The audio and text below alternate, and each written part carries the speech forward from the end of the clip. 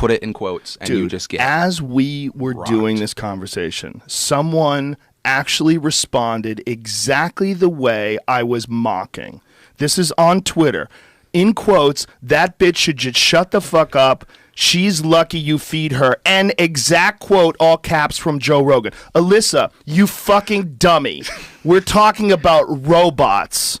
We're talking about robot fuck dolls, fake scenarios. And by the way, dummy, I also said that in the term of the woman mocking the man and kicking him out, which you conveniently decided not to quote. See, this is what I'm saying. If women were to just get fucked, they wouldn't be feminists. In quotes, literally a thing Joe Rogan just said. Did I say that? You should go through and see how long that person has been quoting you during. Did I say if women were to just get fucked, they wouldn't be feminists? Did I say that? Look, this is hilarious. This Philly D interview should just be called the Joe Rogan Sexist Hour. This gal must be a wonderful person to hang out with. She's right. Boy, she's not oversensitive at all. Oh, here's another thing she wrote. Dear men of the universe, in all caps, in the grand scheme of things, your dick is so insignificant. You're right. Yeah. That's true. It's a Why do you have weird to tell thing. everybody that, though? Why would you want to diminish a man by saying that in the greater scheme of the thing? In the greater scheme of the things, your fucking ears are insignificant. How about that? Your nose is insignificant, too. Who cares if you smell farts in the greater scheme of the universe? God, this is exactly what we were talking about. It's amazing when you talk about something, you mock it, and then someone misconstrues it so badly that they literally become what you're mocking. It's amazing to me because I usually have to wait at least like for the video to post. So I love that it's happening in real time for you. Yeah, that's the beauty of being on Ustream. It's hilarious. People are looking to be upset. I mean, we are in a strange time now where 100 Pakistani kids were murdered the other day. We have what's going on in Ferguson where there's constant rioting. We have all this crazy shit that's every fucking day. There's some new video of a cop beating the fuck out of somebody. We have horrific injustice all over the world, and people are getting upset about a conversation involving robot fuck dolls. You know? And sexism. Sexism. The real problem. No man would ever freak out that much about a woman talking about robot fuck men. And that is true. And if they would, they need to give up their man card because they're bitches. I said bitch. I'm just gonna the rest of this entire podcast. I'm just gonna be looking at your Twitter. Don't do it, dude. Don't do it. It's toxic. It's toxic. It's filled with toxic masculinity. That Twitter. I think the problem, I'll tell you what it is, like I went to college in London in the 80s, and sometimes I feel with social media and with the social justice movement, it's like the worst fucker who used to hang around the student union now gets to decide everything. Right. And it's partly because of like the 140 character Twitter thing. So basically, you know, in the student union in the 1980s, we all cared about social justice, but it's like the most unforgiving extreme fucker is now the one who's actually setting the agenda. And not only setting the agenda on social media, but because the mainstream media is so enthralled to social media and doesn't want to get hurt, so goes along with it, it's kind of creating an entire society of a surveillance society. And colleges are where people first start exercising that muscle. And it's the most rabid version of this issue today. And it's one of the reasons why a lot of comedians won't perform in colleges anymore. Jerry Seinfeld just got a hard time from a bunch of people because he said that colleges are too politically correct. And Chris Rock is saying the same thing. And I stopped doing colleges a long fucking time ago for the very same reason. Yeah. Right. Well, I did a college once, and this is a perfect example of it. But this is a guy, this example is perfect because this is before the internet, and this was a guy that I actually talked to face to face. Like someone said, you know, like I would do colleges and I'd fly into these towns, and you know they're bored. So like I'd tell my jokes, and then sometimes I'd do like a Q&A with them, you know, just for fun, because it's a fun way to like. The kids get to ask questions, and you get to fuck around and come up with things on the fly. And some guy said, "Do you know any jokes or something along those lines?" Right? And I said, "I don't remember anyone." I go, "Okay, I remember this one: 2 Jews walk into a bar, they buy it." That joke, a guy came up to me after the show and said, "That joke that you did about Jews is very offensive." I said, "What's offensive about it?" that Jews are successful at business? What's offensive? That I use the word Jew? Two Jews walk into a bar? That they went to a bar? What part's offensive? Are you just looking to be offended, or are you actually offended?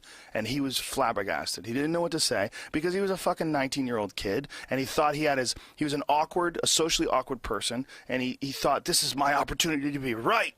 Yeah. And he just, I'm offended. Like, and there's all these kids supporting each other. Yes, you do have the right to be offended. And they're all fucking dumb as shit, and they don't have any life experience, and they don't have a nuanced view of the world yet, and they're exercising this new muscle of learning how to call someone on their bullshit, man, on the patriarchy, on this cisgendered male heteronormative bullshit that you see every day, and they're like finding this opportunity to express this rage, and then eventually, hopefully they'll settle in, and hopefully they'll sort of, like, as time goes on, they have more experience, they'll sort of realize how ridiculous they were, when they were younger. But it's like a natural inclination to, like, you fucked up, and you've done wrong things, so when you see it in other people, call it.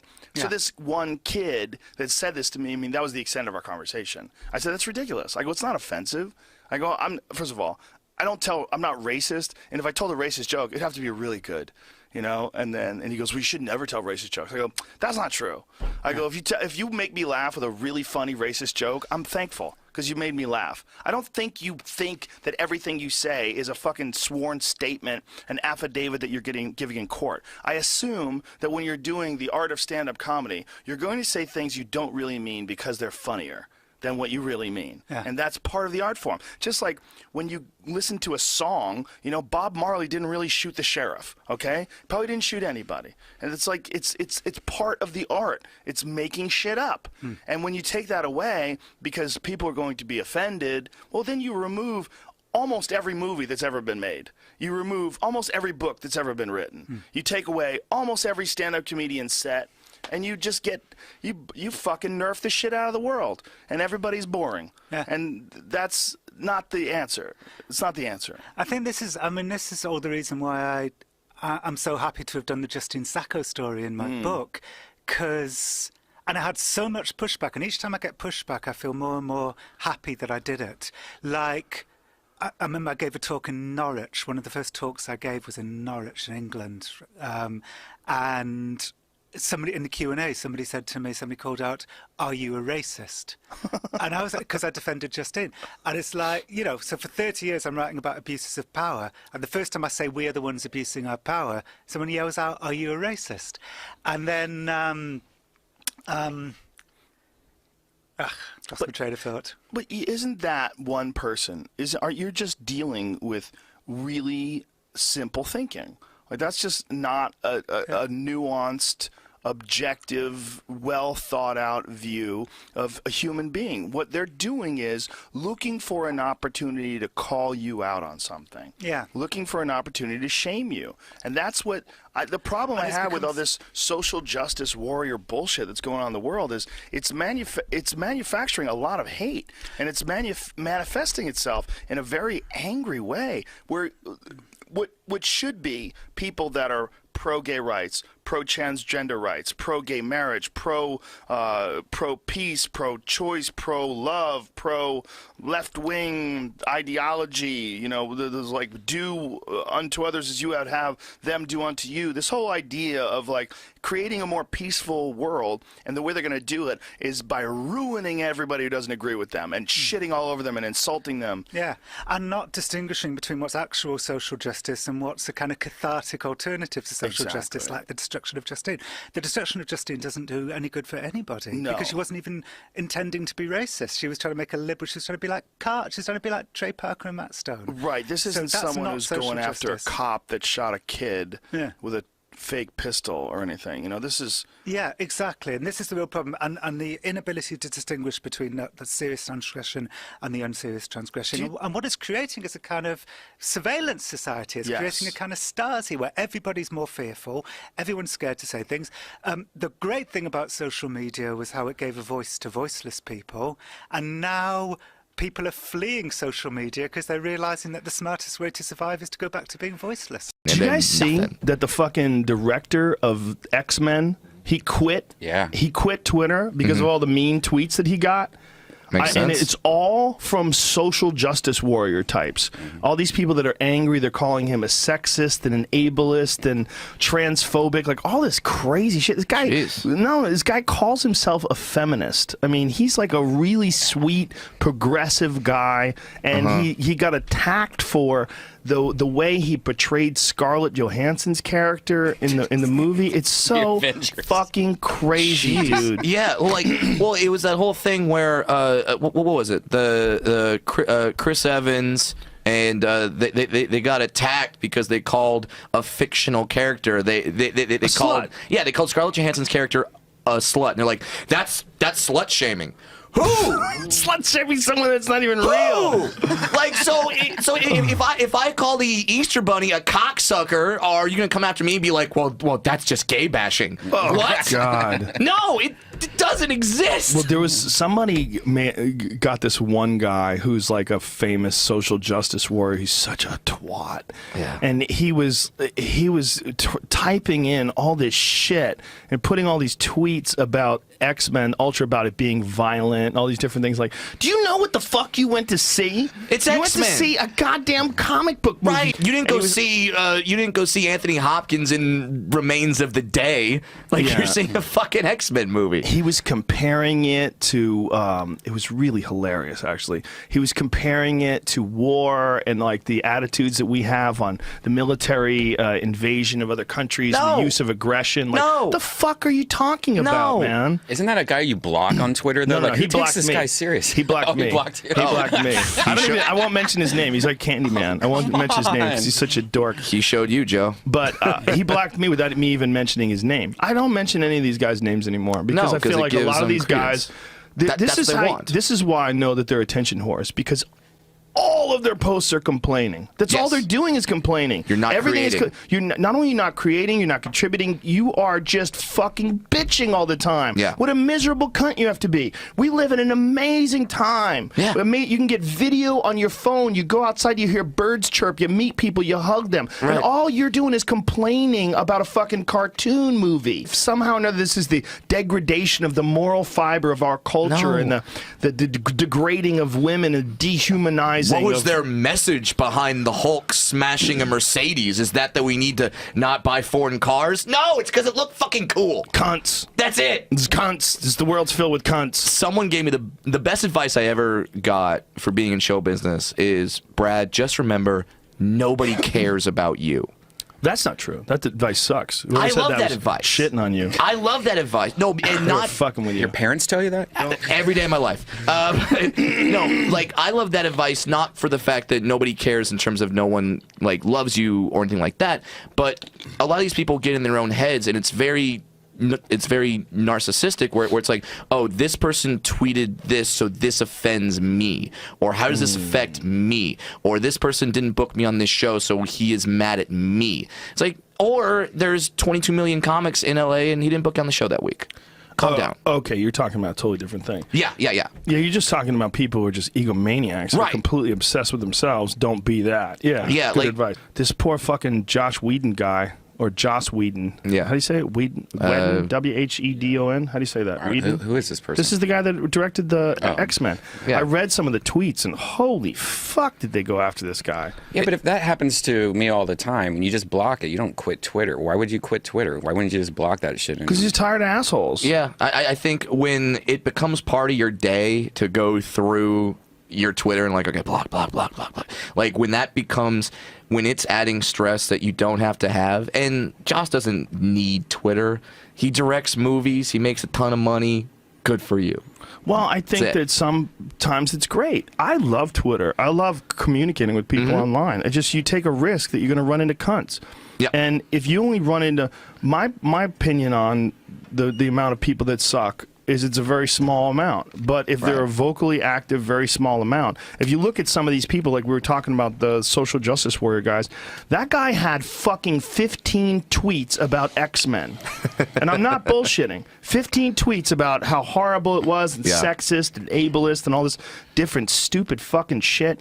if you are one person and you have all these comments on the horrible nature of this one particular thing, Yeah. it's like this guy runs into that and he's fucking tired of it. He doesn't want to deal. And there's, I mean, it's strange because all these social media platforms, like you say, they're unbelievable in terms of the fact that you could communicate with anyone. You could get, because before you didn't know how to get an access to someone that you were a fan of or that you watched on TV. You wouldn't know how to do it. Like you got to go through a publicist. You got to write a fan club, and then you didn't know what to do. Now you can instantly say something to anyone, and they have a good possibility of seeing it. That part is unbelievable. But then you have so much else that comes with it, where now because people have that voice, now they feel like people need to hear their voice constantly in whatever topic that might be, whether it be I got offended at this personal thing. Everyone needs to know I was offended by that. Everyone needs to stop and acknowledge. They're trying to get social points. So when they're complaining about something or calling something sexist or calling something homophobic or whatever they're doing, sometimes they're complaining, but oftentimes what they're doing is they're trying to show you that they know that something's bad, which makes them of a high moral fiber. Yes. They're trying to show you that they're a very moral person with really strong, intelligent opinions, and that these assholes, I get these that all the time. Neanderthals that are ruining the world, they're below them. I get that because I say the word midget a lot, and that is apparently a horrible word. Dude, you got a fucking green light to say midget like I got a green light to say guinea, okay?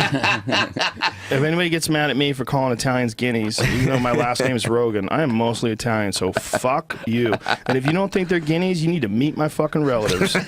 I'll show you some pictures of some grown men with gold chains, okay?